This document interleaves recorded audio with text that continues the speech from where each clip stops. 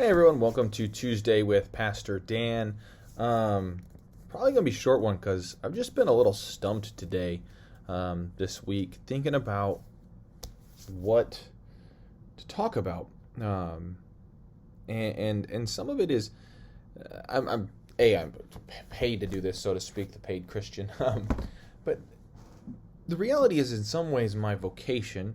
We'll use that term more often. My call, my vocation versus job is observation, is watching. It's like sitting at the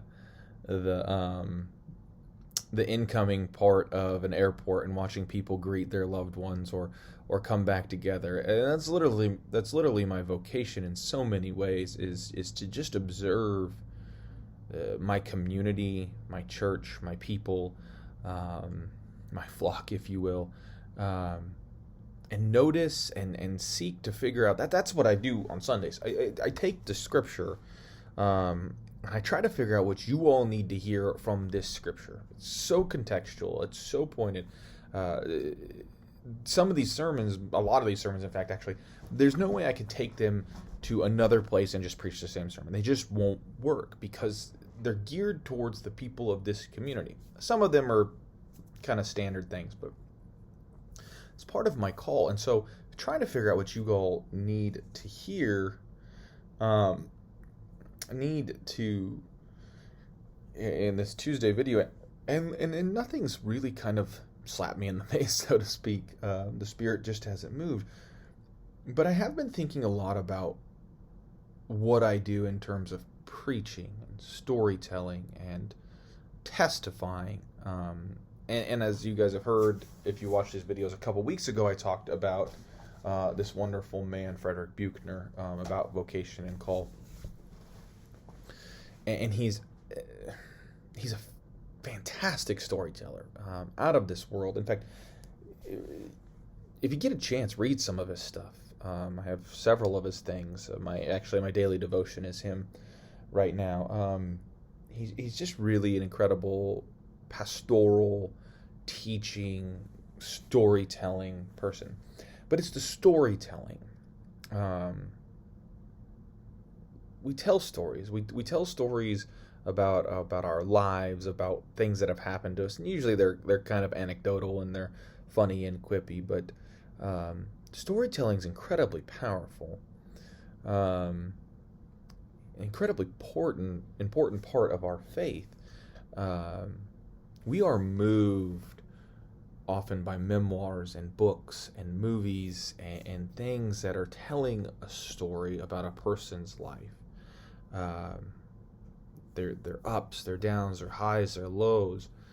And we as faithful people are supposed to do this for one another. In Georgia, we did a thing called My God in My Life while at Presbytery meetings. And two people from around the Presbytery meeting would talk about God in their life. Not what's going on in their church, but literally what God is doing in their lives. Testimony, testifying, how God is moving and working.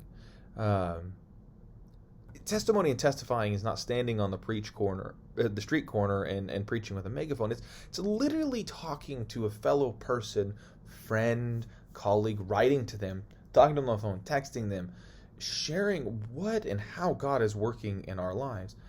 And it goes back to some of the thoughts about mission is, we go and we do the thing, and then when someone asks why we do the thing that we're doing, we say, well, because of God, and God's moved in my life. All of a sudden, we've moved from the work of mission, the hands, to the speaking and testifying, and the testimony of how God's moved and worked in our lives, and we share that. That's sharing the gospel.